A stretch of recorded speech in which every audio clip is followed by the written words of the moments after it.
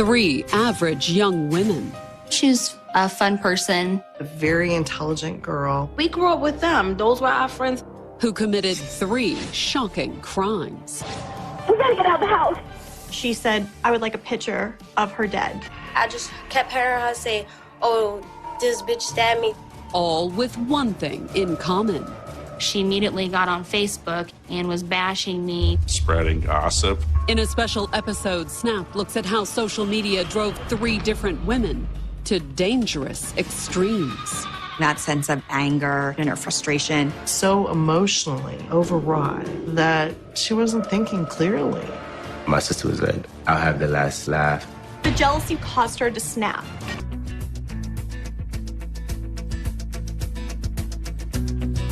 Our first story takes us to Des Moines, Iowa, a Midwestern city of 200,000 that's the epitome of middle America. It's a very good place to live and a very good place to raise your family. But even in the heartland, the 21st century is changing things. And 31-year-old Nikki Chambers would discover just how much early on the morning of October 27th, 2011. About 1 a.m., there was like loud popping noises, and I had had problems with someone lighting fireworks. And so I went to the back door to see if I could see anyone, and I looked out. What she saw horrified her. 911. My garage is completely on fire. You couldn't even really see the garage. It was just all flames. All right, ma'am, stand in line. Let me get the fire department. It's horrible. Do we need to get out of the house? The garage was detached, but not by much. Our room was the furthest away, and my daughter's would have been the closest. So close, in fact, that there was only one thing for Nikki, her husband, and her daughter to do. Ma'am? We gotta get out of the house. Nikki woke her husband and then dashed into the bedroom where her 5-year-old daughter slept, desperate to save her family before the fire could jump the narrow gap between their home and the garage. 2 windows broke out from the heat. Then Nikki dashed to safety. I was just trying to get out, ran to the street, and waited on the other side of the street until the fire trucks arrived.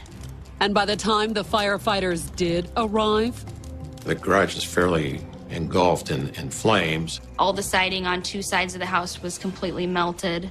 Luckily, the firefighters did manage to contain the blaze before it could spread to the house.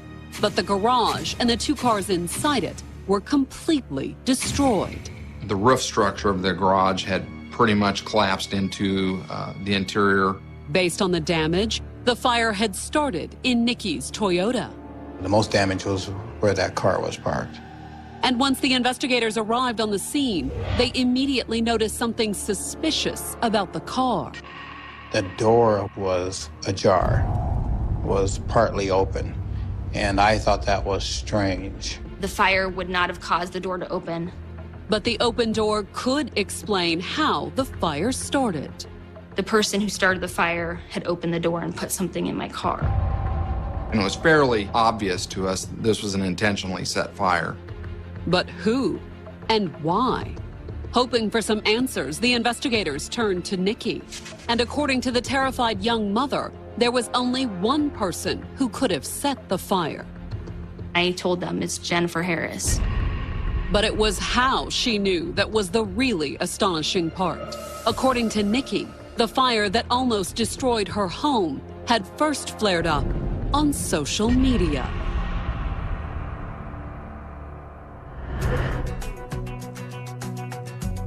Born in 1981, Jennifer Harris had known Nikki Chambers since they were both in their early 20s. They had met in Mitchellville, Iowa. They worked at a local convenience store there. She was a fun person. She was nice. She was energetic, and we just had fun working together. But Jennifer also had a wild streak. She was really into drinking and going out to the bars and partying. She had a baby at 20, a son, but the boy's father didn't stick around. The father has never wanted anything to do with him. Nikki had better luck, though. And when she got married in 2005, Jennifer was there for her best friend. She was my maid of honor. Although both women ended up in Des Moines, they drifted apart in their late 20s. I had my daughter and was raising her, and she was raising her son, so we didn't really see each other very often. Probably a few times a year, and then talk on the phone or text each other on the phone. Not that they didn't want to see one another. It's just that Jennifer was extremely busy. The single mom held down a full-time job as a teacher's aide and worked part-time as a hairstylist. Anything she could do to put some food on the table, just trying to keep things going. Jennifer and Nikki never entirely lost touch with one another, though. And in January of 2010, Jennifer came up with a way for the two friends to stay connected. Jennifer asked Nikki to set up a Facebook account for her. Nikki readily agreed. The social media platform appeared to be a perfect fit for two busy moms. The positive aspects of social media are that we are able to connect with people and feel a sense of belonging. However, once Nikki became Facebook friends with Jennifer, she realized that she and her old friend no longer had all that much in common. While Nikki, then 29, had been settling into marriage, 28-year-old Jennifer had gone through a whole series of relationships, but none of them lasted. She dated a number of guys, but finding decent guys, personally, I don't think there's a whole lot of them out there. Maybe the problem was where she met them.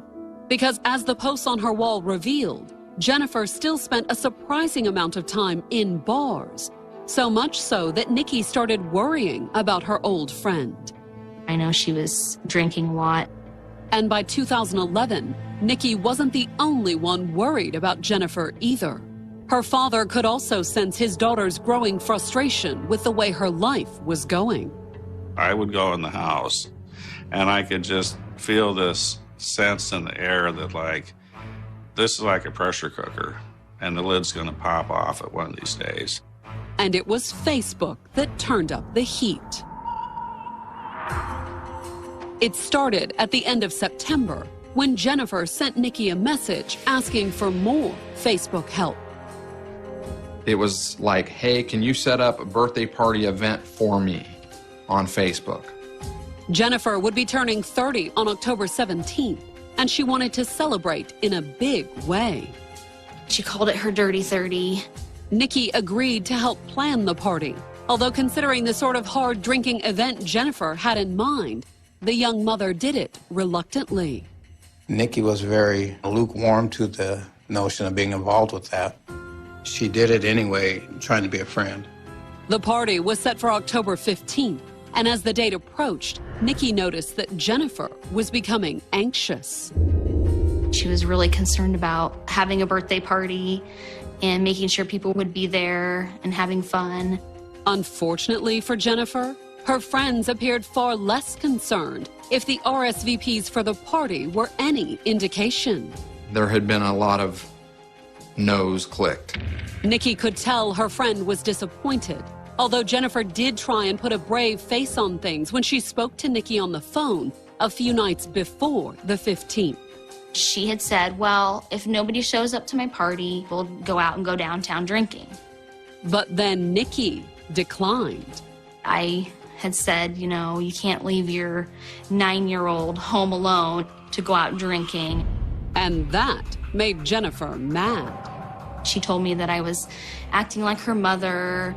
Jennifer hung up on Nikki, but that wasn't the end of the argument. She immediately got on Facebook and was bashing me, saying, well, what kind of friend plans your birthday party and then says they're not going to show up? In fact, a few of Jennifer's comments pinned the party's failure squarely on Nikki. She blamed Nikki for this, for not trying hard enough. And when Nikki logged on a few hours later, she was shocked.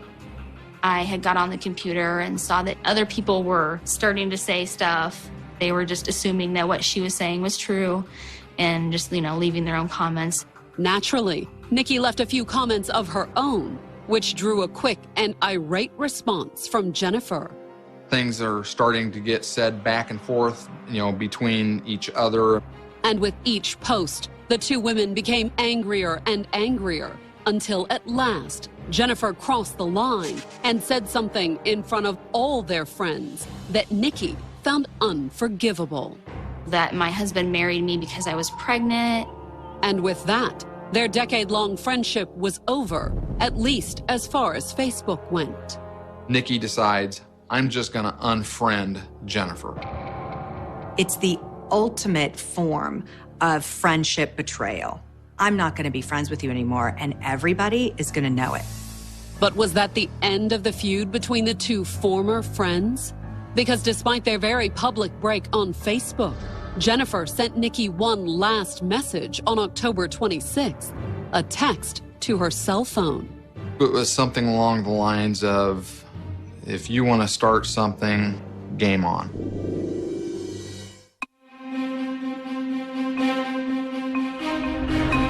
By a little after 1 o'clock in the morning on October 27, 2011, firefighters in Des Moines, Iowa managed to put out the blaze that had gutted Nikki Chambers' garage.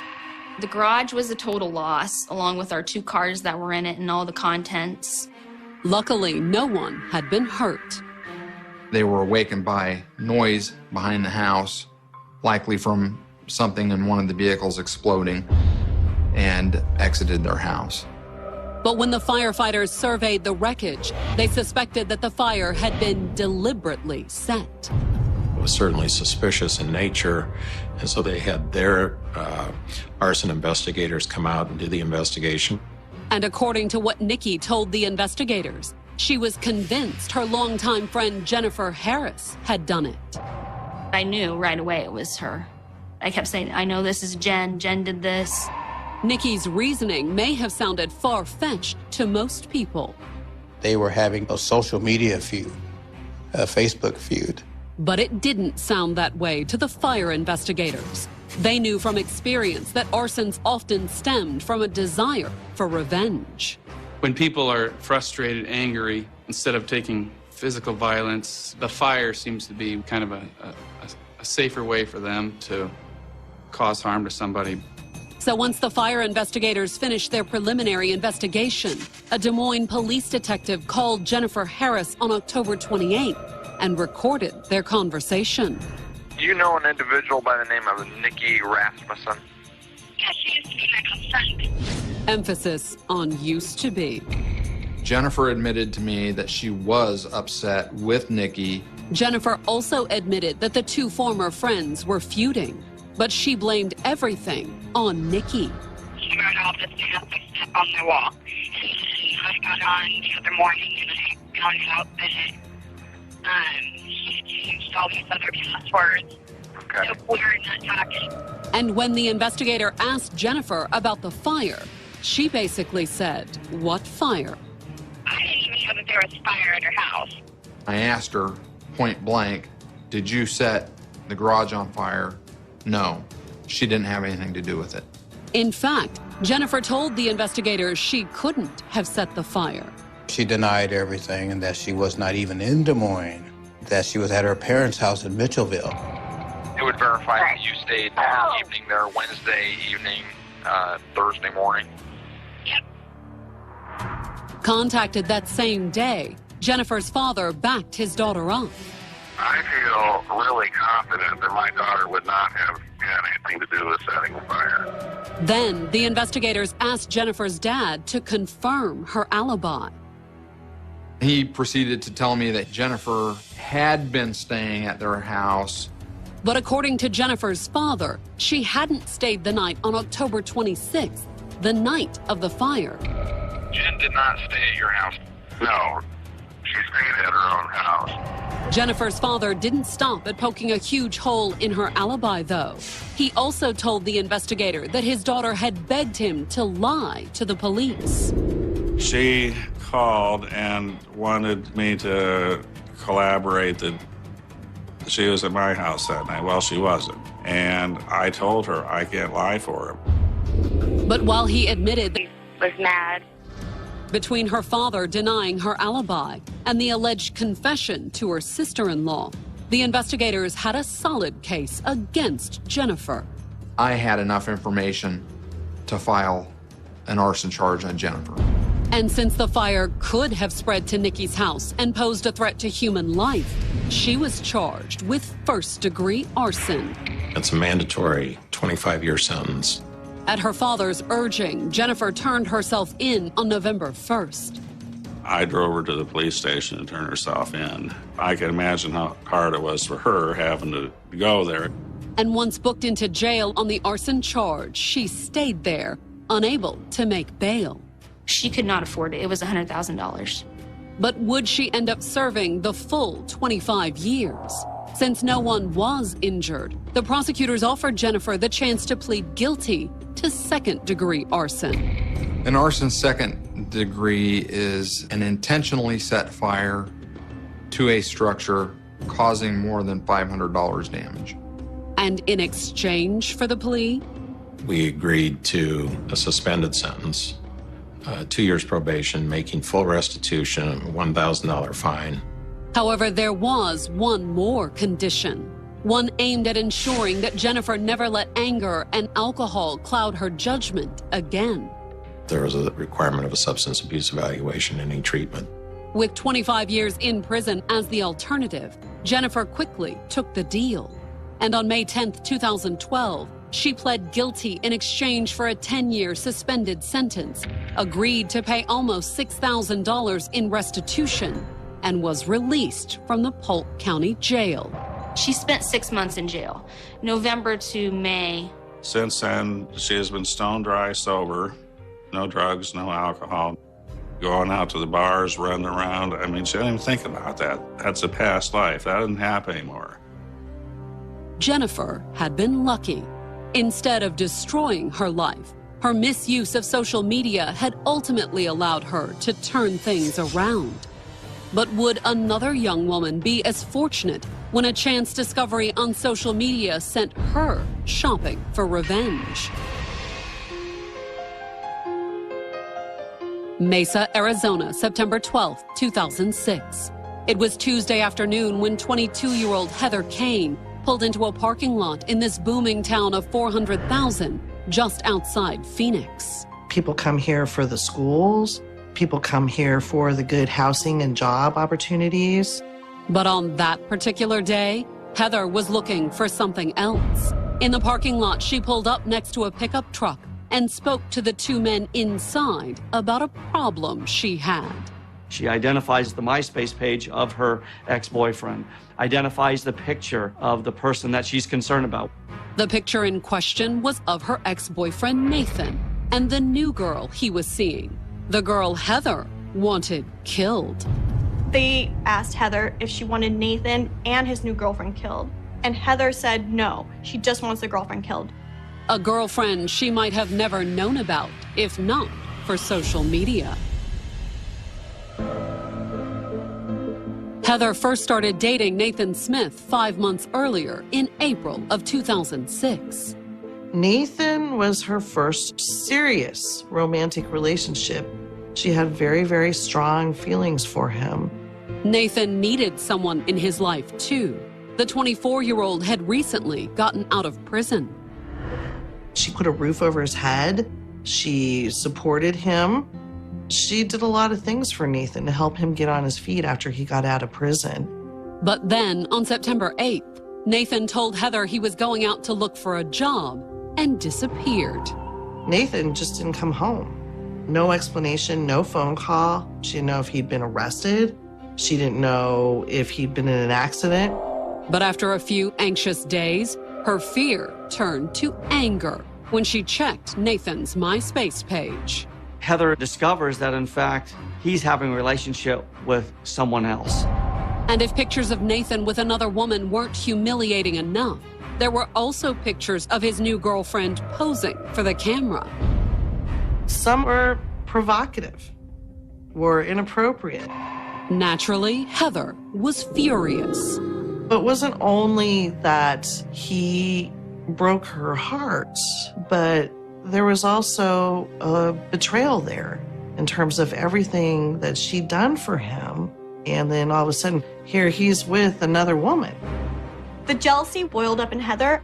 And just like Jennifer Harris, the jealousy and anger that social media stirred up made Heather do something rash.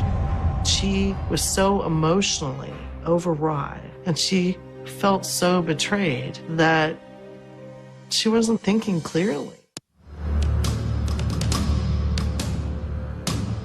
On September 12, 2006, 22-year-old Heather Kane sat in a parking lot in Mesa, Arizona, talking with two men she believed to be hitmen. Heather's ex-boyfriend, 24-year-old Nathan Smith, had walked out on her just 4 days earlier and soon after started posting pictures of his new girlfriend on his MySpace page. Being able to see her pictures, it kind of drove her into a frenzy. It wasn't only that he broke her heart, but there was also a betrayal there in terms of everything that she'd done for him, all the sacrifices she'd made for him. And considering all that, seeing Nathan with another woman was just too much. The jealousy caused her to snap. She was trying to hire someone to kill the new girlfriend. Heather had approached one of her neighbors, asking for his help in setting up the hit. And he'd put her in touch with two men who said they could do the job. They set up a meeting with Heather in the parking lot of a local grocery store here in Mesa. But what Heather didn't know was that the two hitmen were actually undercover cops. Heather's neighbor had turned her in. The police started investigating and they set up a sting. Sitting in the truck with the two undercover officers, Heather handed over pictures of the target, Nathan's new girlfriend. In this case, photos that were taken from her MySpace account. Then, once her target was identified, she haggled over the price. The hitman originally quoted her $3,000, and she bargained it down to $1,000. This was murder for hire at a discount rate. Even so, she only handed over $400 for the hit. She set up a payment plan. And she told the hitmen they would get the rest when the job was done, but only if they provided her with proof. She said, I would like a picture of her dead. That's what Heather wanted. But as things turned out, it was Heather who ended up in front of a camera for her mugshot. She was driving away from the grocery store and was pulled over immediately and arrested. The charge in this particular case is conspiracy to commit murder. Heather was in shock. She had been living with Nathan, been going to school, been working, been trying to further her life. 7 days later, her life has crumbled. Not only had her life crumbled, she could end up spending the rest of it in prison. Conspiracy to commit first-degree murder, which in Arizona carries a sentence of life with the possibility of parole after 25 years. So when the prosecution offered Heather a reduced sentence in return for a guilty plea, she quickly took the deal. Heather Kane pled guilty to attempted murder and received a sentence of 13 years in prison. Heather is now in a jail cell thinking about the biggest mistake of her life and what it cost her. It was a mistake that many young women had made before her. It's the oldest story in the book. A woman becomes consumed with jealousy over the thought of a man being with another woman. But in this case, the familiar story had started with a new 21st century twist. Heather's case probably wouldn't have happened but for MySpace. Not only was social media how Heather discovered Nathan's two-timing, posting provocative pictures of his new girlfriend to his MySpace page made his betrayal public. We do not want to be humiliated publicly, and this is the first time in history, really, where we can be humiliated in front of thousands of people. Although while Heather is in prison, she's also lucky, as is the woman who took her place. The outcome for each of them could have been far worse. If the neighbor had not called police, this woman would have ended up dead. Heather's social media-fueled quest for revenge had stopped short of actually taking a life. But in 2011, two young women in New York wouldn't be nearly so fortunate, because in their case, a bitter feud that began on Facebook would end in murder.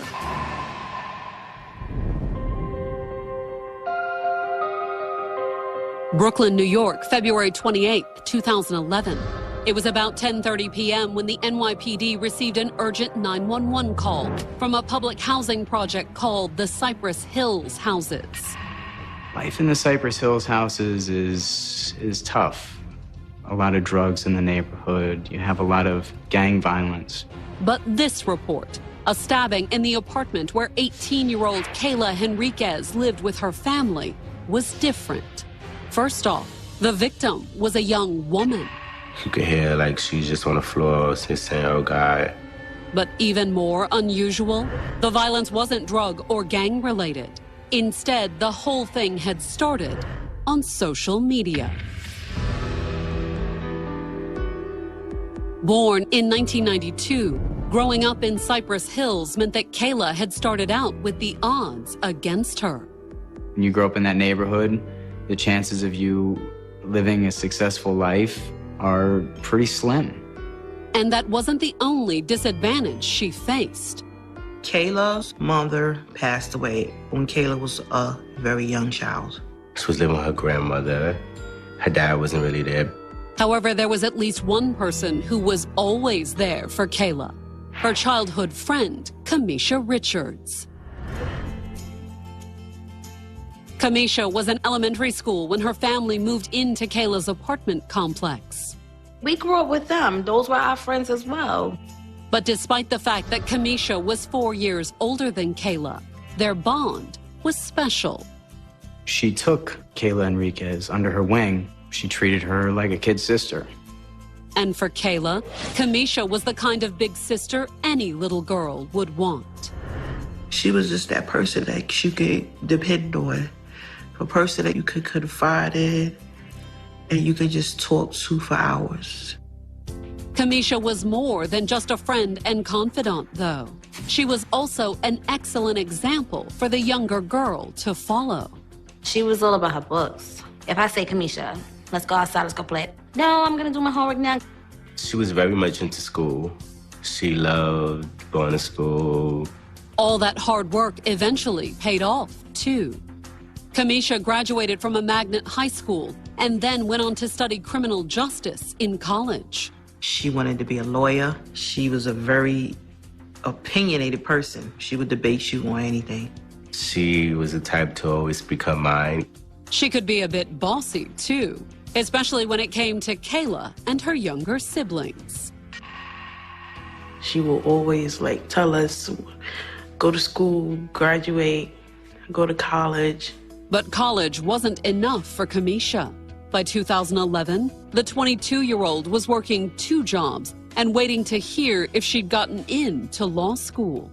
She had an internship at a law firm, so she was trying to build a life for herself. She's kind of a poster child for hope. She was just a winner in everything that she did. She was destined to be someone. Kayla, on the other hand, had become a statistic, one all too common among the residents of Cypress Hills houses, a teenaged single mom. Kayla was only 17 when she got pregnant. Kamisha would talk to her, try to get her to go back to school, stay in school, do the right thing.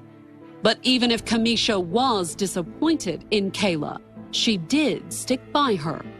She helped Kayla a lot, took her to her first doctor's appointment. She threw her son's baby shower. And once the little boy was born in April of 2010, Kamisha was always there, whether Kayla needed someone to watch the baby or simply a little money to get by. She wanted to make sure that the little boy was being taken care of. Anytime you needed anything, she will help you out the best way she can.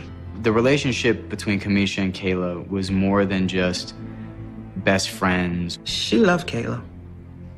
Like that was her own blood sister. But in February of 2011, a fight that started on Facebook would not only put their sisterhood to the test, it would leave one of them with blood on her hands.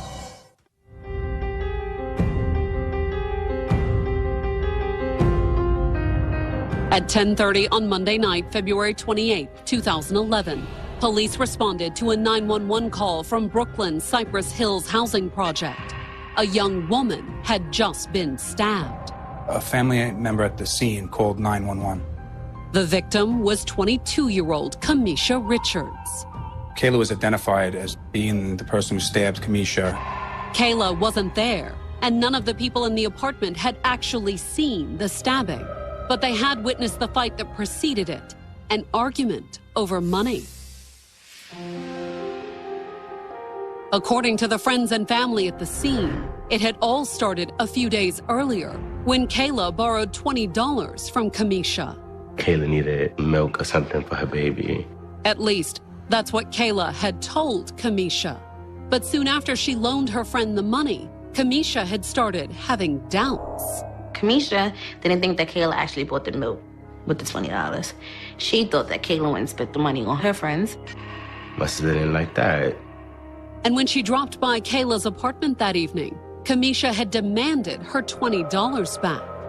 She was tired of lending and giving and being a support system and not getting that respect back. However, according to her friends, Kayla was tired too, tired of being compared to Kamisha. Everyone's talking about Kamisha and how great Kamisha's doing and what a role model Kamisha is. And I think for Kayla, it was just too much. Kayla's friend said she had gotten angry with Kamisha, refusing to pay her back. Kayla kept telling her she didn't have the money. But Kamisha had persisted, and before long, things had turned angry, even threatening. She was angry. Like they said, Kayla was just wild and she just didn't want to stop.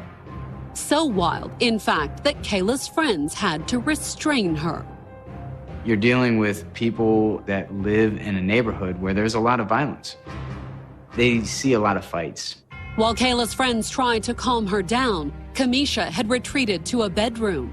And once the younger girl's anger appeared to subside, she'd gone into the bedroom, supposedly to talk to Kamisha. But according to Kayla's friends, once the two women were alone in the room, voices and tempers had again started to rise. This time, before they can go into the room and separate the pair, Kayla comes out. Kayla's friends asked what happened, but said that she had simply walked out of the apartment. Instead, it was Kamisha who provided the answer when she staggered out of the bedroom moments later. Kamisha fell to the floor, and she just kept saying, "She stabbed me. She stabbed me." Once in the chest, but it was enough. She's stabbed in the heart. The EMTs rushed her to the hospital. She was very calm, they said. She was asking, could somebody call her mother? But by the time the ambulance arrived, it was too late. She was pronounced dead. By then, Kayla was in custody. The police had tracked her down soon after they arrived at the scene. They found a blood trail that led to another apartment where Kayla had fled. They cuff her, they bring her to the 7-5 precinct station house and question her. Once in the interrogation room, Kayla appeared surprisingly calm at first. I don't think at the time she realized what she had done. But then, once the investigators explained that Kamisha was dead. She was upset, but she was also trying to justify why she stabbed Kamisha, trying to say that it was Kamisha's fault. So she mouthing off or whatever. She wants to fight now. Specifically, Kayla said that it was Kamisha who had first escalated things by taking their personal dispute public by posting it to Facebook. Kayla said that Kamisha was talking very bad about her on Facebook and it was upsetting her. You don't have to post stuff on Facebook like trying to make me feel like I'm poor something over $20. Like, don't throw me out there. Of course, Kayla had responded with a few angry posts of her own. They were making fun of each other. They were talking down to each other. This private argument for $20 became just this bitter back and forth between these two women, this real angry argument in front of everybody. And by Sunday night, February 27th, it appeared that Kayla was ready to take things face to face. Kamisha didn't appear to take the bait, though. Instead, she responded with ridicule. Right now on Facebook, my sister said, "I'll have the last laugh," or something like that. Kayla was like, "We'll see." It was tough for the investigators to say whether Kayla's response was meant as a threat. It is really challenging to identify a post that could lead to actual physical violence. But Kayla said that things had quickly escalated once Kamisha dropped by her apartment later that night. This is their first time seeing each other since the whole Facebook spat. Although according to Kayla, the feud was far from forgotten. She's like, do you have my $20?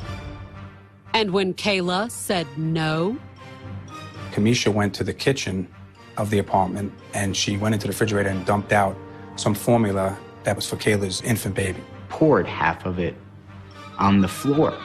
Then she tried to get in the last word. Kamisha came back into the apartment living room and told Kayla, now we're even. Somebody tell me we're even now and that means you done something to me. So I'm going around looking to see what's missing. I goes in the kitchen, I'm searching around. I just open the freezer. My baby's milk is gone. The argument turned into a murder over literally spilled milk. Although Kayla claimed it wasn't murder. Instead, Kayla said she had only picked up the knife because Kamisha was armed. Kamisha grabs scissors, according to Kayla, and she grabs a kitchen knife. We was in each other's face or whatever, but I wasn't gonna swing. She swung at me, and then I swung back at her. That's the story that she was telling, and she was trying just to defend herself. I consider her as an older sister to me. I would never try to hurt Kamisha. In fact, Kayla said that when she turned and stormed angrily out of the apartment, she didn't really think she had hurt Kamisha. I just kept hearing her say, oh, this bitch stabbed me, da-da-da. But when I looked at her, I didn't see no blood. Kayla claimed not to have seen any blood and may have argued that she'd acted in self-defense. But the police didn't see it that way. Once her interview was over, they placed Kayla under arrest for murder. She was charged with murder in the second degree, which basically means with the intention of killing another human being.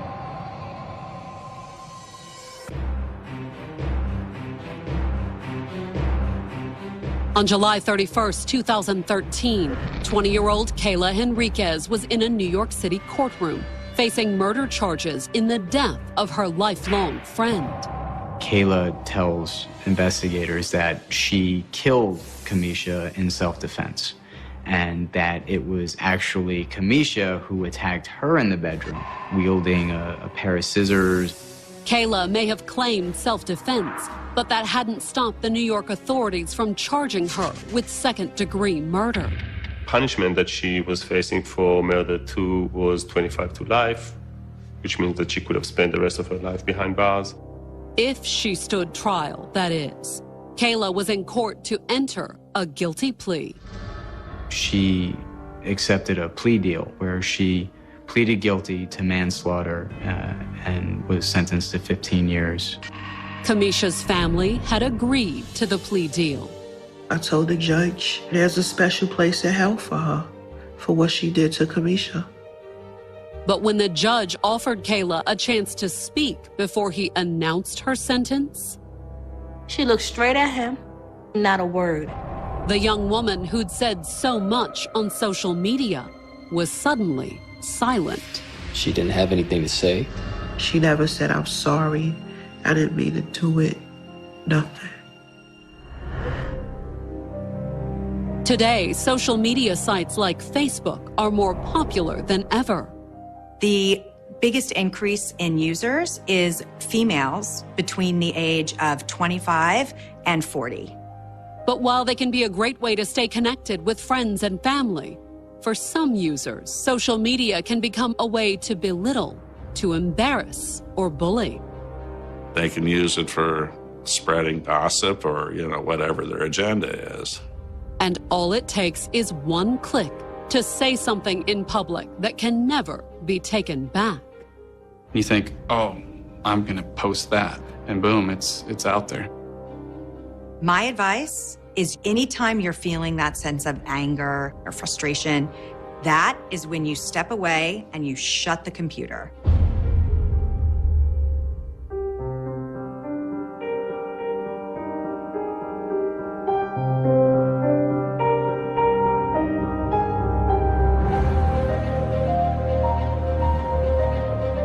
It is the evening of December 12th, 1985, in the province of Messina, Sicily. The air is cold, the kind of cold that settles into your clothes and stays there, heavy and quiet. In a small industrial town not far from Villa Francavilla, a 17-year-old girl finishes her shift at a local laundry shop. Her name is Graziella Campagna. She does not know it yet, but this will be the last time she walks out of that building alive. There is nothing unusual about the moment itself. No warning signs, no dramatic confrontation. Just the ordinary end of a working day for a girl who has spent her short life trying to help her family survive. She steps outside and begins walking toward the bus stop, preparing to return home to Saponara, the town where she was born, where her family is waiting. The streets are not chaotic. Nothing suggests danger. And yet, within minutes, Graziella Campagna will disappear into one of the darkest cases connected to organized crime in modern Italy. What makes this case so disturbing is not just what happened to her, but why it happened. Graziella was not involved in crime. She was not part of any investigation. She was not a target in the traditional sense. She was a working-class teenager employed as a laundry assistant, doing repetitive, physically demanding work for very little pay, like thousands of others in her region. She lived with her family, one of 8 children, in a household shaped by poverty, but also by routine and survival. She had already left school early, not out of rebellion, but necessity. Her life was narrow in opportunity, but stable in intention, work, help her family, and try to build something better in the future. That future never came, because somewhere else in that same town, 2 men were living under false identities. They presented themselves as respectable professionals. One was known locally as Ingegnere Canata, an engineer. Another as Giamitra Lombardo, a land surveyor. To anyone observing them casually, they appeared unremarkable, even ordinary. They integrated into the environment, using these identities to move through daily life without suspicion. But behind those names were not professionals at all. They were fugitives connected to Cosa Nostra, the Sicilian mafia. Ingegnere Canata was in reality Gerlando Alberti Jr., a man already sought by law enforcement. His associate, Giovanni Sutera, operated alongside him. Together, they lived in concealment, protected by layers of silence and deception that allowed them to remain hidden in plain sight within a community that had no clear reason to question them. The tragedy of this case begins not with violence, but with something far more ordinary: laundry. Graziella worked in a small laundry business in Villa Francavilla. Her job was simple but repetitive. She received clothing, sorted it, cleaned it, and prepared it for return. Like many people in her position, she developed habits to make the work more efficient. One of those habits was checking pockets before washing or ironing garments. It was routine, not suspicion. A standard part of her work meant to avoid damaging items or missing important contents. On one particular day, Graziella received clothing belonging to one of the 2 men living under false identities. Inside one of the garments, she found something she was not supposed to see: a small notebook or set of documents hidden inside the pocket. At first glance, it may have seemed insignificant, but as she looked closer, the contents revealed something deeply unsettling: names, numbers, and connections that suggested a network of people operating far beyond ordinary business or professional life. She did not know everything those pages represented, but she understood enough to recognize that what she was holding was not normal, and more importantly, that it connected directly to the man she knew as Engineer Canata. In that moment, without intention or awareness, Graziella Campagna crossed into a space she was never meant to enter. She had seen something that placed her, unknowingly, at the edge of a hidden world governed by secrecy, power, and violence. She did not report it. There is no record of her attempting to expose anything. But knowledge itself, in this context, was enough. Because in the world of Cosa Nostra, there is no distinction between someone who knows too much and someone who acts on that knowledge. Both are treated the same way. And once the men behind those false identities realized that she might have seen something, the situation changed. Quietly, decisively, and without public awareness, a decision was made. Graziella Campagna became a problem that needed to be removed, not because she sought danger, but because she happened to be in its path. What followed would not be immediate public understanding. In fact, at first, nothing about her disappearance would be treated as what it truly was. A crime shaped by organized power tends to disguise itself in confusion, delay, and misdirection. And in the hours after she left her workplace on December 12, 1985, that pattern had already begun. She walked her to bus stop. She never arrived home.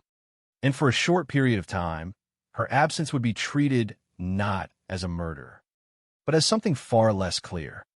But clarity, in this case, would come at a devastating cost. Because by the time the truth emerged, Graziella Campagna would already be gone. It is important to understand that in the world Graziella Campagna was living in, nothing about her life suggested she was moving toward danger. There was no connection to crime, no involvement in investigations, no reason for her name to appear in police files or intelligence reports. She existed in a completely different reality, one defined by early mornings, long hours of physical labor, and the quiet responsibility of helping her family survive. Born on July 3, 1968 in Saponara, a small town in the province of Messina, she grew up in a household shaped by necessity rather than comfort.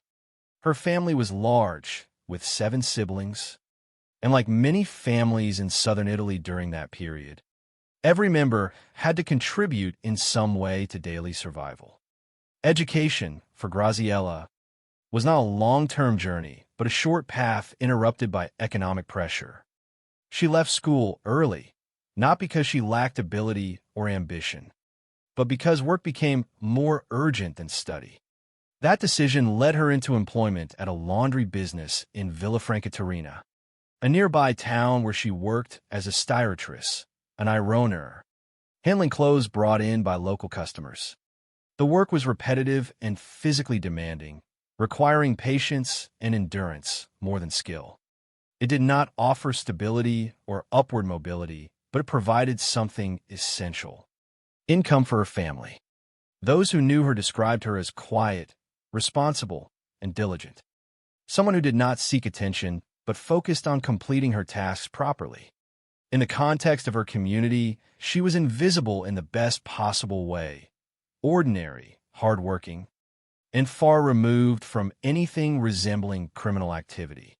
Yet outside that ordinary rhythm of life, another reality existed in the same geographical space, one that would eventually intersect with hers in the most destructive way possible. Sicily in the mid-1980s was still deeply affected by the presence of Cosa Nostra, a criminal organization that operated not only through violence, but through concealment and integration. Its members often did not present themselves as criminals. Instead, they adopted professional identities, blending into civilian life with carefully constructed false roles.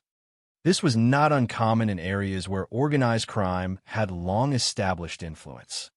In the same region where Graziella worked, 2 men were living under such disguises.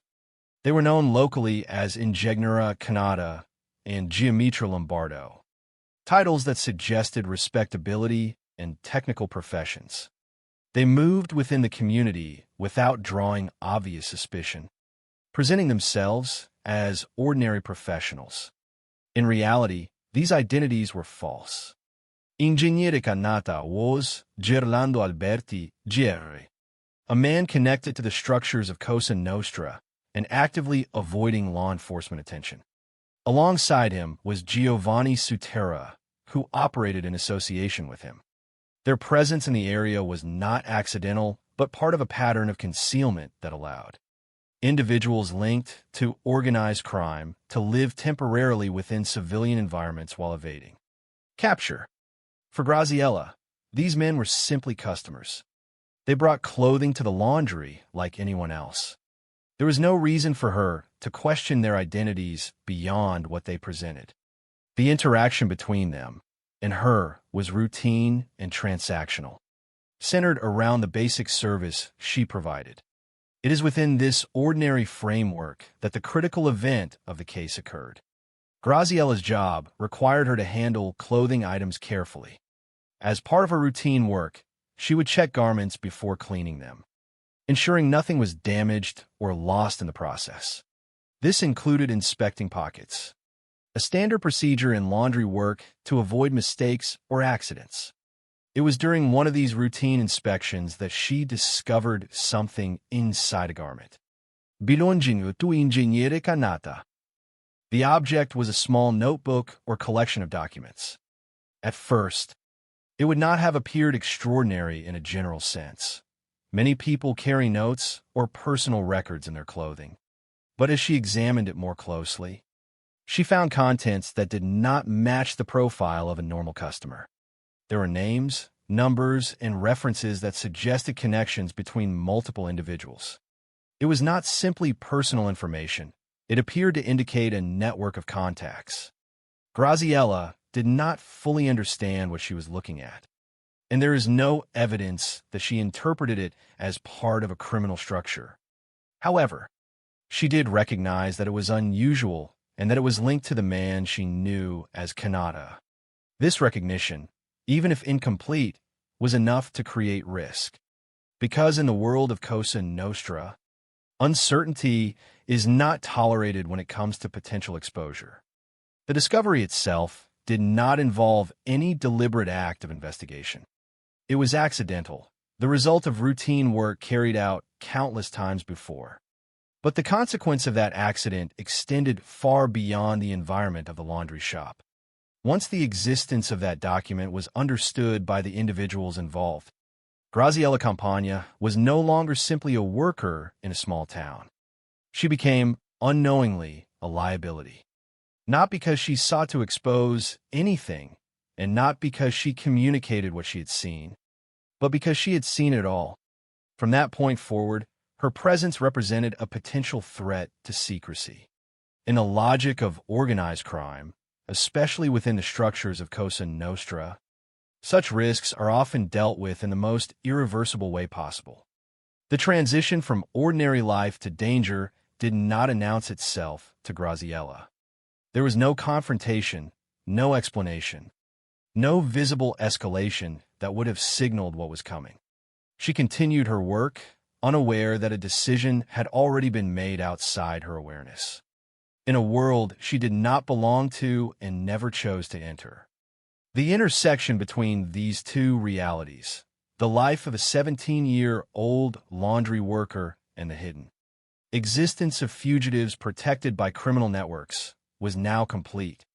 And from that point onward, the timeline of her life would move toward a moment that would permanently end it. It is the afternoon of December 12, 1985, in the province of Messina. The kind of winter light that falls over Sicily at this time of year is pale and indifferent, as if it has no intention of warming anything it touches. In Villafranca, Torino, life continues in its ordinary rhythm. Small businesses operating, people finishing shifts, buses running their usual routes.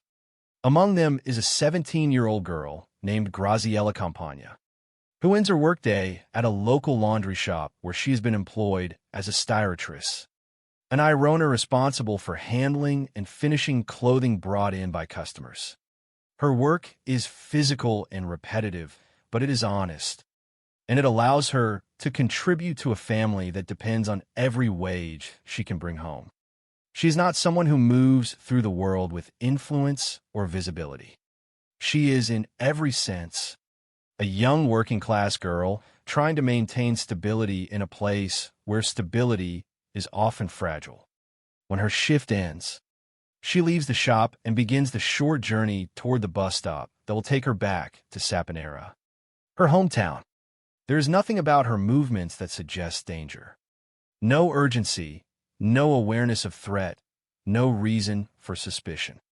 And yet, at the same time, elsewhere in the same region, decisions have already been made that will converge on her path in a matter of hours. Those decisions do not come from chance. They come from two men who have been living in the same geographic space under entirely different identities. In the community where Graziella works, they are known by respectable titles. One is referred to as Ingegnera Canata, an engineer. The other as Geometra Lombardo, a land surveyor. These names allow them to function within society without drawing attention. They rent space within normal life, occupying roles that suggest professionalism and legitimacy. To anyone who interacts with them casually, there is no immediate reason to question who they are. But these identities are constructed. Behind them are Gerlando Alberti Jr. and Giovanni Sutera, individuals connected to the structures of Cosa Nostra, the Sicilian mafia. Alberti Jr., in particular, is a fugitive, someone actively avoiding law enforcement. Their presence in the area is not incidental. It is part of a broader pattern in which individuals linked to organized crime embed themselves within civilian environments, using false identities as a shield against detection. For Graziella, these men are simply customers. They bring clothing to the laundry shop like anyone else. The relationship is transactional and routine. There is no reason for her to question their names or backgrounds. The critical moment in this case does not begin with confrontation or violence. It begins with work. Graziella's job requires her to handle clothing carefully and methodically. Part of that process involves checking pockets before items are cleaned or ironed, a standard procedure designed to prevent damage or loss. It is a habit repeated countless times, part of the discipline of her role. On one particular occasion, while inspecting a garment belonging to Ingegnera Canada, she discovers something that interrupts the normal flow of her routine. Inside the pocket is a small notebook or set of documents. At first glance, it is not something that immediately signals danger. It could easily be mistaken for personal notes or harmless paperwork. But as she looks at it more closely, she notices details that do not fit the context of an ordinary customer. There are names, numbers, and references that suggest connections between multiple individuals. It is structured in a way that implies coordination, not casual record-keeping. Graziella does not possess the tools or experience to fully interpret what she is seeing. There is no evidence that she understands it as part of a criminal organization or mafia network. What she does recognize is simpler and more immediate. This is unusual, and it belongs to the man known to her as Canada. That realization, even without deeper comprehension, is enough to alter the nature of her position in the eyes of those who are hiding behind these identities. Because in the logic of Cosa Nostra, uncertainty is not a safe condition. The possibility that someone outside the organization has seen something sensitive is treated as a threat regardless of intent. Graziella did not seek this knowledge. She did not investigate, and she did not act on it. It entered her life through the normal procedures of her work, without warning and without choice. But once it existed, it could not be undone. At some point after this discovery, the individuals involved become aware that the situation has changed. The details of how this awareness occurs are not part of the recorded facts. But the outcome is clear. Graziella Campagna is now perceived as a risk. Not because she has taken action against them, but because she has been exposed to something that should have remained hidden. In environments controlled by organized crime, that kind of exposure is often treated as irreversible. From that point forward, the trajectory of her life is no longer shaped only by her own world of work, family, and routine. It is now intersecting with another system, one governed by secrecy, enforcement, and silence. The two realities remain separate in appearance, but they are now linked by a single point of knowledge that Graziella never intended to possess. As she continues toward the bus stop after finishing her shift, She is still moving within her normal understanding of the world. She is not aware that she has crossed an invisible threshold, one that exists entirely outside her control. And in the hours that follow, that unseen threshold will define the final direction of her life. After Graziella Campagna disappeared on the evening of December 12, 1985, the immediate response did not reflect the gravity of what had actually occurred. In the early hours and days following her absence, there was no clear recognition that a violent crime had taken place. Instead, the case initially drifted into uncertainty, shaped by assumptions that often emerge when information is scarce and when the victim is a young person from a modest background with no known ties to criminal activity. At first, there was no focused understanding of her disappearance as an abduction or murder connected to organized crime. This absence of clarity would become one of the defining characteristics of the investigations. Early phase. Graziella had simply left her workplace, walked toward the bus stop, and never arrived home. From that limited set of facts, investigators and those around the case were forced to construct early interpretations without sufficient evidence. In this stage, the direction of inquiry did not immediately point toward Cosa Nostra or toward the two men living under false identities in the same region. Instead, the early narrative was shaped by ambiguity. One of the initial tendencies in the investigation was to consider explanations that are unfortunately common in missing persons cases involving young individuals. The possibility that she had left voluntarily, or that her disappearance was linked to personal or relational circumstances unrelated to external violence. These early hypotheses, while not supported by evidence of wrongdoing on her part, reflect a broader pattern in missing person investigations where limited information can lead to speculative interpretations before forensic or testimonial clarity is established. At the same time, the environment in which the investigation unfolded was not neutral. The presence of Cosa Nostra in the region meant that silence, fear, and indirect pressure were always factors that complicated the flow of information. Witnesses who might have seen relevant details were reluctant to speak openly. Information that could have clarified movements or identities was difficult to obtain. In cases where organized crime is potentially involved, even routine investigative steps can become obstructed by hesitation, omission, or deliberate concealment. In Graziella's case, this broader atmosphere contributed to delays in understanding what had truly happened in the hours after she left the laundry shop. The two men who were central to the events, Gerlando Alberti Jr. and Giovanni Sutera, continued to exist publicly under their false identities as Ingegnera Canada and Giamitra Lombardo. At this stage of the investigation, there was no immediate public linkage between these individuals and Graziella's disappearance. Their constructed identities still functioned as a protective layer, preventing early detection of their involvement. This separation between appearance and reality created a significant barrier for investigators attempting to reconstruct events. However, within Graziella's own family, particularly through her brother, who was a member of the Carabinieri, the investigative direction began to shift. Unlike the early external assumptions, the family's engagement introduced a more focused and persistent search for the truth. Her brother did not accept the ambiguity surrounding her disappearance as sufficient explanation. Instead, he began to pursue independent lines of inquiry, gathering information, speaking with contacts, and attempting to reconstruct the timeline of her final known movements. This personal involvement played a crucial role in shifting the case away from general speculation and toward targeted investigation. As details gradually emerged, the connection between Graziella's workplace and the individuals using false identities began to surface.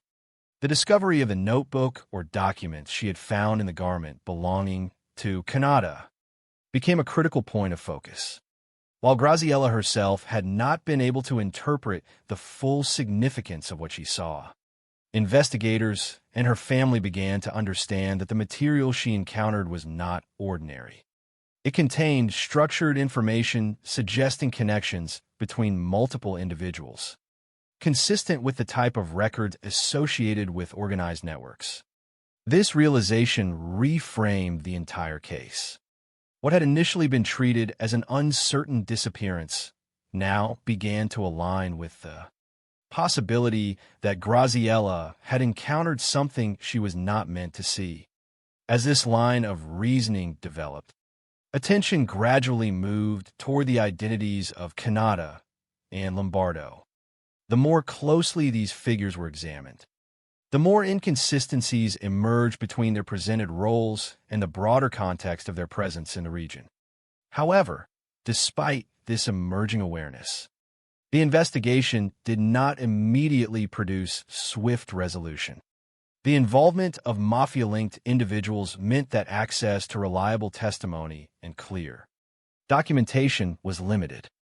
The environment surrounding the case remained difficult, with delays and fragmentation of information slowing the process of reconstruction.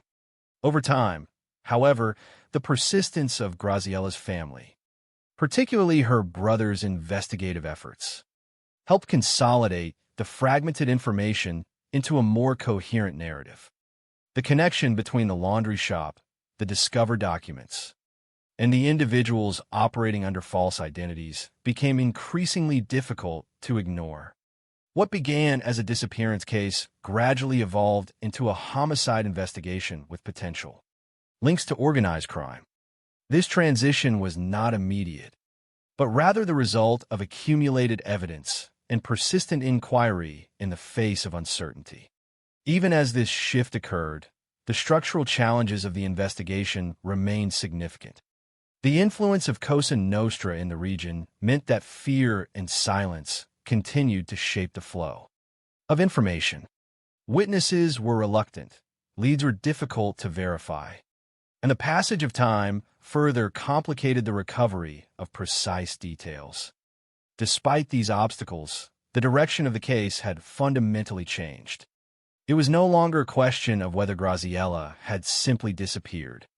The emerging reality was that she had been targeted after inadvertently encountering sensitive information connected to individuals operating under false identities. This realization marked a turning point in the investigation, transforming it from a missing person case into a matter of violent crime with organized crime implications. The judicial phase of the case of Graziella Campagna did not unfold as a swift or straightforward path toward resolution. Instead, it stretched across many years, reflecting both the complexity of the crime itself and the broader difficulties of prosecuting cases connected to organized crime in Sicily. By the time the investigation had begun to take a more focused direction, the key figures under suspicion were already linked to false identities that had allowed them to move within society without immediate detection. These were Gerlando Alberti Jr., known locally as Ingegnera Canada, and Giovanni Sutera, known as Giamitra Lombardo. Their identification as central suspects marked a crucial turning point, but it did not immediately translate into legal closure. The process that followed would take more than 2 decades to reach final confirmation of guilt and sentencing, illustrating the slow and often obstructed nature of justice in cases involving Cosa Nostra. As the case moved into formal judicial proceedings, the central allegation became increasingly defined. Graziella Campagna had been killed not as part of a random act of violence, but because she had inadvertently come into possession of information that could compromise individuals connected to organized crime. The notebook or documents she had discovered in the garment belonging to Canada became a symbolic piece of evidence within the broader narrative of the case, representing the moment at which her life intersected fatally with a hidden criminal structure. The prosecution's position, as it developed over time, was that her knowledge, even if unintentional and never acted upon, was sufficient to trigger a lethal response within the logic of the organization she had unknowingly encountered. However, bringing the case to trial was not a simple matter of presenting a linear set of facts. The passage of time between the crime in 1985 and the eventual judicial outcomes meant that the investigation had to rely on accumulated evidence, reconstructed timelines, and testimonies that were often difficult to obtain or verify due to the influence of fear and silence surrounding Cosa Nostra. Witness reluctance and the long duration of the case created significant procedural challenges. In addition, the fact that the suspects had initially operated under false identities complicated the early stages of formal accusation, as it required investigators and prosecutors to first dismantle the protective layer of anonymity that had shielded them during the critical early period after the crime. Despite these obstacles, the judicial process gradually solidified its focus. Over time, the evidence gathered by investigators, combined with the persistence of Graziella's family, particularly her brother, who had played an active role in pursuing the truth, contributed to strengthening the case against the two men. The legal narrative increasingly aligned with the investigative findings. Graziella's death was the result of a targeted action intended to eliminate a perceived risk to individuals operating within the structures of organized crime. As proceedings advanced through different stages of the Italian judicial system, the case experienced delays, revisions, and periods of stagnation. These were not unusual in complex criminal trials of this nature, particularly those involving mafia-related activity, where procedural safeguards, evidentiary standards, and external pressures often extend the duration of litigation. Nevertheless, the direction of the case remained consistent over time. The central figures, Alberti Jr. and Sutera, remained at the core of the prosecution's argument, and the underlying facts of Graziella's disappearance and death continued to point toward their involvement. Eventually, after more than 20 years of legal and investigative work, the judicial process reached its conclusion. Both Gerlando Alberti Jr. and Giovanni Sutera were sentenced to life imprisonment for their roles in the killing of Graziella Campagna. This outcome represented the final formal recognition by the justice system of their responsibility in the crime. The long duration between the event and the final verdict underscored the challenges inherent in prosecuting cases tied to organized crime, where time, fear, and concealment often serve as additional barriers to accountability. The final confirmation of the sentence in the late stages of the judicial process marked the end of a prolonged legal journey that had begun with confusion and uncertainty in 1985. It established in legal terms the responsibility of the two men who had operated under false identities and who had been present in the same community as Graziella at the time of her death. With this ruling, the court formally recognized the nature of the crime as an act connected to the structures and logic of Cosa Nostra, rather than an isolated or accidental event. The sentencing did not alter the past, but it provided a definitive legal acknowledgement of what had occurred, closing one of the longest and most complex chapters in the pursuit of justice for Graziella Campagna. In the aftermath of the legal conclusion of Graziella Campagna's case, what remained was not only a completed judicial sentence, but also a deeper reflection on how such a crime could occur within an ordinary setting, almost invisibly until it was too late. The case, once reduced to legal documents, timelines, and court rulings, continued to carry a weight that extended far beyond the courtroom. At its core, this was not a story shaped by complexity of motive in the traditional sense of interpersonal conflict, but rather by the rigid internal logic of organized crime, where secrecy is protected at all costs and even unintended exposure can become a fatal risk. Graziella Campagna was not involved in any criminal activity, nor did she actively seek to uncover wrongdoing. Her connection to the events that led to her death was accidental. emerging from the routine nature of her work at a laundry shop in Villafranca, Torino. It was there, through the handling of clothing belonging to individuals living under false identities, that she encountered information she was never meant to see. The presence of a notebook or documents containing names and connections linked to a wider network transformed an ordinary work task into the point of intersection between her life and the hidden world of Cosa Nostra. The reaction to this accidental discovery was shaped entirely by the structure and mentality of that world. Within the operational logic of the mafia, the possibility of exposure is treated not as a risk to be monitored, but as a threat to be eliminated. In that framework, Graziella's lack of intent was irrelevant. What mattered was only the fact that she had seen something. This principle, applied without consideration for innocence or intent, ultimately determined her fate. The violence that followed on December 12, 1985, was not an isolated act of brutality, but a calculated decision made within that logic. She was abducted shortly after leaving her workplace, taken to a remote area near Forte Camp 1, and killed using a lupara, a hunting shotgun commonly associated with mafia executions.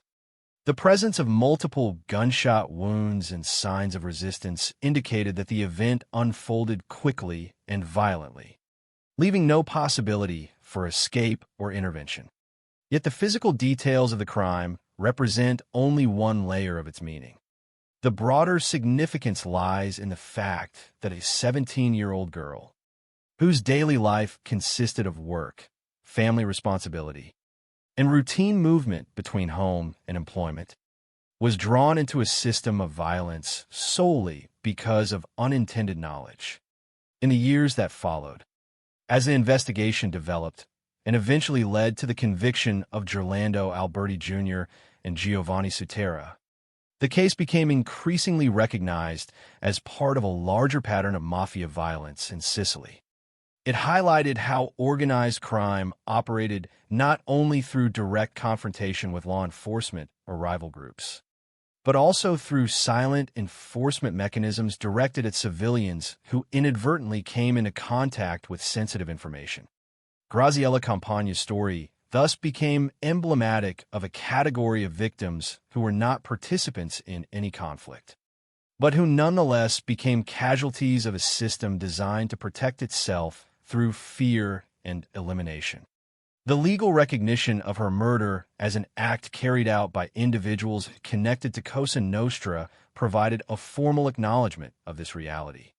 But it did not alter the fundamental imbalance that allowed such events to occur in the first place. Beyond the courtroom, her name began to take on a different role in public memory. Graziella Campagna came to be remembered as a vittima innocent di mafia, an innocent victim of organized crime, a designation that reflects not only the circumstances of her death, but also the broader societal effort in Italy to confront and name the impact of mafia violence on ordinary people. Her case has been referenced in educational contexts, civic discussions, and anti-mafia initiatives, serving as a reminder that the consequences of organized crime extend far beyond those directly involved in its structures. The impact of her death also lies in its simplicity. There are no elements of sensationalism in her life story itself, no prior involvement in criminal activity, no complex entanglements, no personal trajectory that would typically be associated with violent endings in true crime narratives. Instead, what defines her case is the abrupt and irreversible intrusion of a hidden system into an ordinary life. That intrusion transformed a routine workday into the final chapter of her existence. In reflecting on this case, what remains most significant is not only the identification and conviction of those responsible, but the recognition of how vulnerability can exist in spaces that appear completely removed from danger. Graziella's life did not intersect with organized crime through choice or intent, but through proximity and circumstance. Her death serves as a reminder of the human cost of systems that operate beyond visibility, where the boundaries between ordinary life and hidden power structures can collapse without warning. The final reflection of this case is therefore not only about justice achieved after many years, but about the fragility of everyday safety when confronted with forces that prioritize silence over life. Even after the court proceedings formally concluded and the sentences against Orlando Alberti Jr. and Giovanni Sutera were confirmed as life imprisonment, the case of Graziella Campagna did not truly end in the way that legal files tend to suggest. In judicial terms, there's a clear boundary between unresolved and resolved, between accusation and conviction, between uncertainty and final judgment. But in reality, especially in cases tied to organized crime and long-term investigative delays, that boundary does not erase the emotional, social, and historical weight of what happened. Graziella Campagna's case continued to exist in public consciousness long after the final ruling, not because it contained unanswered legal questions, but because it represented something much larger than a single criminal act. It represented the vulnerability of ordinary life in a system where secrecy and silence could operate alongside everyday normality without immediate detection. Her name became part of a broader cultural and civic understanding in Italy of what it means to be an innocent victim of the mafia, a phrase that in her case is not symbolic or abstract, but literal in its meaning. She was not involved in criminal networks, not associated with investigative activity, and not engaged in any conflict. Her connection to the world of Cosa Nostra was accidental, created entirely through the routine execution of her job in a laundry shop, where she handled clothing belonging to individuals living under false identities. The small notebook or documents she discovered in one of those garments became the critical point of contact between her life and a hidden structure of organized crime, a structure that operated with its own internal logic of protection, concealment, and elimination of perceived risk. That single moment of unintended discovery is what transformed her from a civilian worker into a target. The consequences that followed were not immediate in public understanding, because the early investigation did not initially recognize the full scope of what had occurred. The delay in identifying the connection to mafia figures, combined with early investigative uncertainty, meant that Graziella's disappearance was not immediately framed within the correct context of organized crime violence. Instead, the truth emerged gradually, shaped by fragmented information, persistent family involvement, and the slow dismantling of false identities that had allowed Orlando Alberti Jr. and Giovanni Sutera to operate within the same geographic space without early detection. Over time, as the judicial process unfolded and the evidence was consolidated, the interpretation of the case became more stable. This was not a spontaneous or random act of violence, but a targeted elimination carried out because Graziella had unintentionally acquired knowledge that could compromise individuals connected to Cosa Nostra. The legal system ultimately affirmed this interpretation through conviction and sentencing. But the broader significance of the case extends beyond that conclusion. One of the most important aspects of the aftermath is the way in which Graziella Campagna's name has been preserved in civic memory. She is not remembered as part of a criminal investigation in progress, nor as a figure connected to any form of controversy or ambiguity regarding her role in the events. Instead, she is remembered as a symbol of innocence disrupted by structural violence. In Italy, cases like hers have contributed to a wider social recognition of how organized crime affects not only those directly involved in its networks, but also individuals who come into contact with it unintentionally through everyday life. Her story is often referenced in educational and anti-mafia contexts precisely because it demonstrates how proximity, even accidental and unknowable in advance, can carry consequences in environments where secrecy is enforced through extreme measures. The fact that Graziella was only 17 years old at the time of her death adds another layer to how the case is understood. Her age underscores the imbalance between her position in society and the forces that ultimately determined her fate. She was at the beginning of her adult life, engaged in routine work to support her family, with no indication of involvement in any sphere that would typically intersect with organized crime investigations. The contrast between her everyday reality and the hidden world that intersected with it is central to the enduring emotional impact of the case. Another lasting dimension of the case lies in the role of her family, particularly her brother, whose involvement as a member of the Carabinieri contributed to the pursuit of information during periods when the investigation itself faced delays and limitations. This aspect of the case reflects a recurring theme in long and complex criminal investigations: the persistence of private individuals in seeking clarity when institutional processes move slowly or encounter obstacles. While the final outcome was determined through formal judicial mechanisms, the path toward that outcome was not linear, and the accumulation of information over time depended on both official and personal efforts to reconstruct what had happened. In reflecting on the case as a whole, what remains most significant is not only the identification of the perpetrators or the confirmation of their sentences, but the structural reality that allowed the crime to occur in the first place. A young worker performing routine duties in a small-town laundry encountered information she could not have reasonably understood as dangerous in its full context. Yet that information was sufficient within the internal logic of organized crime to justify lethal action. This imbalance between intention and consequence is one of the defining characteristics of the case. It demonstrates how systems built on secrecy can extend their influence into spaces that appear entirely ordinary, and how the threshold for perceived threat within those systems can be far removed from conventional notions of harm or intent. The legacy of Graziella Campagna's case therefore exists on multiple levels. In legal terms, it reached closure through conviction and sentencing. In social terms, it became part of Italy's broader recognition of the human cost of mafia presence in civilian life.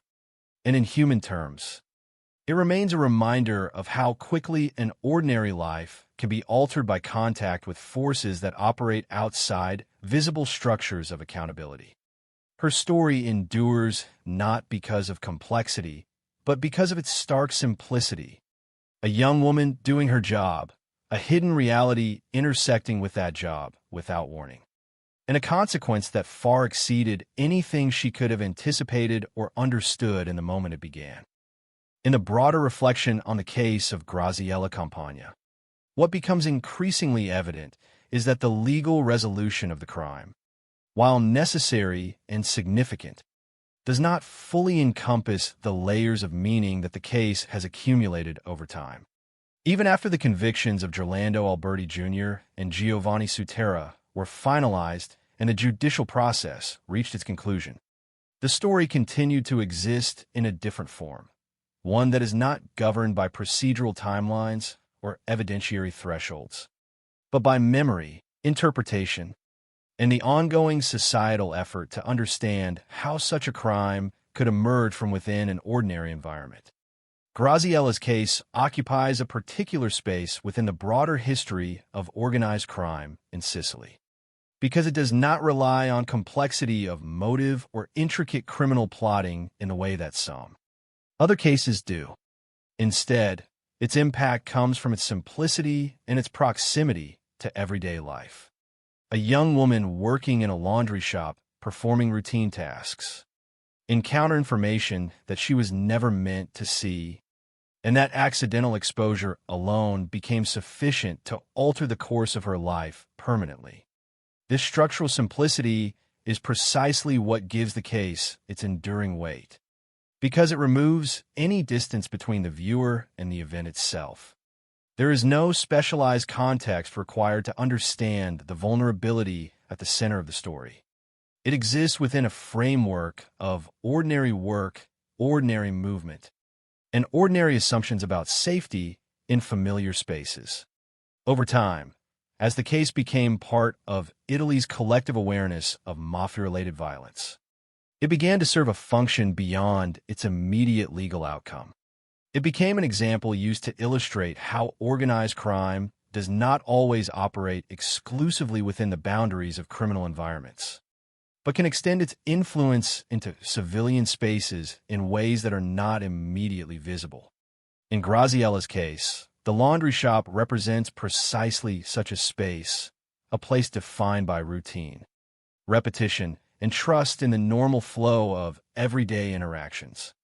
Nothing in that environment would have indicated to her that she was in proximity to individuals operating under false identities linked to Cosa Nostra. The men known to her as Ingegnera Canada and Giamitra Lombardo were able to exist within that same environment without immediate exposure, reinforcing the idea that organized crime in this context did not always present itself through overt displays of power, but through concealment within ordinary social structures. The discovery of the notebook or documents inside the garment was therefore not the result of investigative intent or deliberate inquiry, but of procedural work. It was a byproduct of labor, a routine action embedded in her professional responsibilities. Yet within the internal logic of the criminal structure she inadvertently encountered, that routine action was interpreted in a completely different way. The absence of intent on her part did not mitigate the perceived risk from the perspective of those seeking to protect their identities and operations. This disconnect between intention and consequence is one of the defining elements of the case, and it highlights a fundamental asymmetry that exists in situations where secrecy is enforced through extreme measures. Graziella's lack of awareness did not function as protection. Instead, it placed her in a position where she could not even recognize the significance of what she had seen, while others interpreted that same moment as a critical breach of security. In the aftermath of her death and the eventual identification of those responsible, the case also illustrates the prolonged nature of justice in environments where organized crime has historically exerted influence.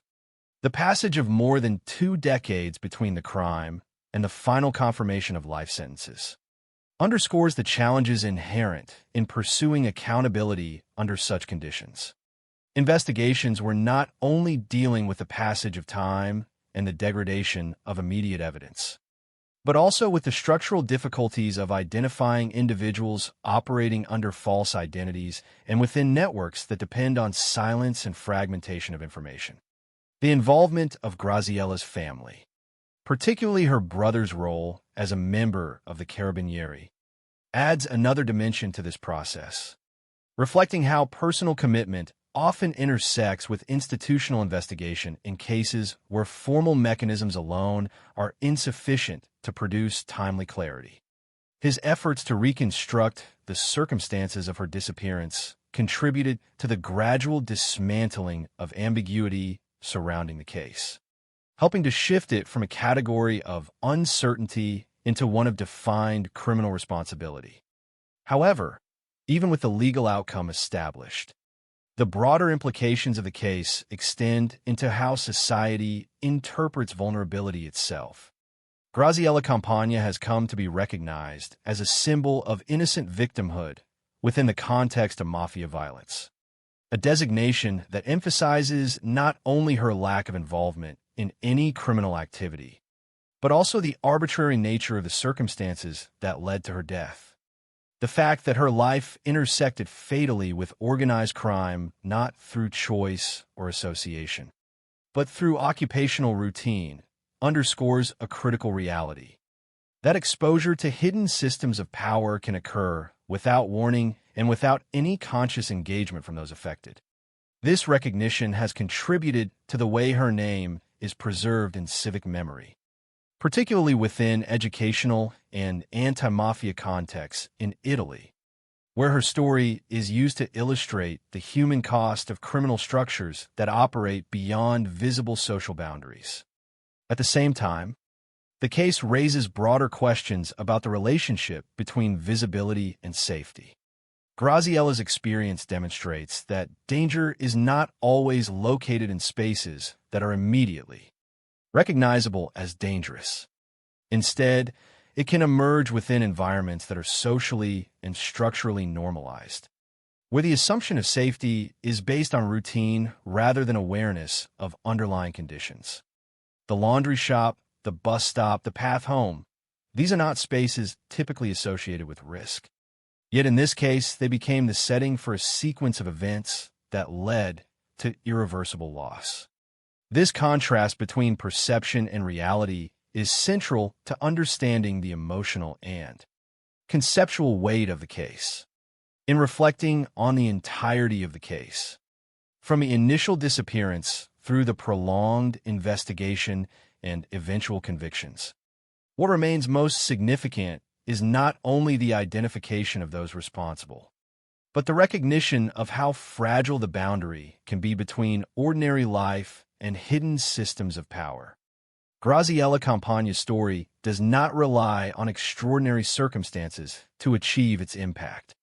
Rather, it derives its meaning from the absence of anything extraordinary in her life prior to the moment of her exposure. She was a young worker fulfilling her responsibilities within the limits of her environment. And it is precisely within those limits that she encountered a reality that should have remained inaccessible to her. The lasting legacy of the case, therefore, exists not only in the legal record, but in the continued effort to understand how such intersections can occur, and what they reveal about the broader social and structural conditions in which they take place. In the continued reflection on the case of Graziella Campagna, what emerges even after extensive judicial closure and years of public recognition is the enduring presence of her story within Italy's collective understanding of organized crime and its impact on ordinary life. Over time, the legal facts of the case became stable and undisputed. Graziella Campagna, a 17-year-old laundry worker from Saponara, was killed on December 12, 1985, after unknowingly encountering information linked to individuals operating under false identities connected to Cosa Nostra. Gerlando Alberti Jr. and Giovanni Sutera were ultimately convicted and sentenced to life imprisonment for their roles in her death. Yet, while the judicial narrative reached completion, the broader societal interpretation of the case continued to evolve, shaped not by new evidence, but by the way her story is remembered, retold, and contextualized within Italy's ongoing confrontation with mafia influence. One of the most significant aspects of this long-term legacy is how Graziella Campagna's name has become integrated into educational and civic frameworks aimed at anti-mafia awareness. She is consistently referred to as a vittima innocent di mafia, an innocent victim of organized crime, a classification that is not merely symbolic but descriptive of her exact position within the events that led to her death. Unlike individuals who may become entangled in criminal environments through association or proximity, Graziella's connection to the world of Cosa Nostra was entirely accidental and indirect. She did not seek out information, nor did she engage in any investigative or confrontational behavior. Her exposure occurred through the normal execution of her professional duties in a laundry shop, where she handled clothing belonging to individuals who were concealing their identities behind fabricated professional roles. This distinction is central to how her case is understood in retrospective analysis. It underscores a key characteristic of organized crime systems: their ability to operate invisibly within civilian environments, and the way in which even unintentional contact with hidden structures can produce severe consequences. In Graziella's case, The discovery of a notebook or documents inside a garment was not an act of inquiry, but a routine part of her work. Yet within the internal logic of the criminal network she unknowingly encountered, that moment was interpreted as exposure, and exposure was treated as unacceptable risk. This asymmetry between intent and consequence remains one of the most defining features of the case. Another enduring element of her legacy is the role her story plays in illustrating the limitations and challenges of early investigative processes in cases involving organized crime. The initial phase of the investigation was marked by uncertainty and misdirection, with early assumptions failing to immediately recognize the involvement of mafia-linked individuals operating under false identities. This delay in identification is not simply a procedural detail, but part of a broader pattern observed in similar cases, where concealment strategies and social integration by organized crime figures complicate early detection. The fact that Gerlando Alberti Jr. and Giovanni Sutera were able to operate under assumed identities within the same geographic area where Graziella lived and worked highlights the structural difficulty of distinguishing between legitimate civilian presence and concealed criminal activity in such environments.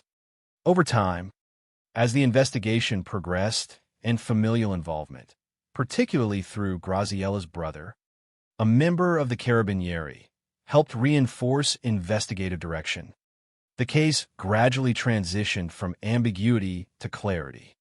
This transition, however, was not immediate, and the extended duration between the crime and final conviction reflects the broader temporal realities of prosecuting organized crime cases in Italy during that period. The judicial outcome, resulting in life imprisonment for both perpetrators, provided formal closure in legal terms, but it did not diminish the broader significance of the case as a social and cultural reference point. Instead, it reinforced the narrative that justice, while ultimately achievable, may require extended periods of persistence, institutional effort, and personal commitment from those closest to the victim. In contemporary remembrance, Graziella Campagna's name is preserved not through the details of criminal procedure, but through her identity as an ordinary young woman whose life was interrupted by forces entirely external to her understanding or control. Her story is often used to illustrate the broader human impact of organized crime beyond its internal structures, emphasizing that its consequences extend into civilian spaces and affect individuals who have no connection to its operations. This framing is particularly important in educational contexts, where her case serves as a concrete example of how abstract concepts such as secrecy, power, and enforcement can manifest in real-world outcomes affecting individuals engaged in everyday work. Ultimately, the enduring relevance of Graziella Campagna's case lies not in unresolved mystery, but in the clarity of its core elements: a young worker, an ordinary environment, an unintended discovery, and a disproportionate response shaped by the logic of concealment and control. The case remains a point of reflection on how systems of hidden power interact with visible society, and how the boundaries between them can collapse in ways that are neither predictable nor preventable for those outside those systems. In this sense, her story continues to function as both a historical record and a cautionary example of how fragility can exist within the most routine aspects of daily life, and how that fragility can be exploited by structures that depend on silence to survive.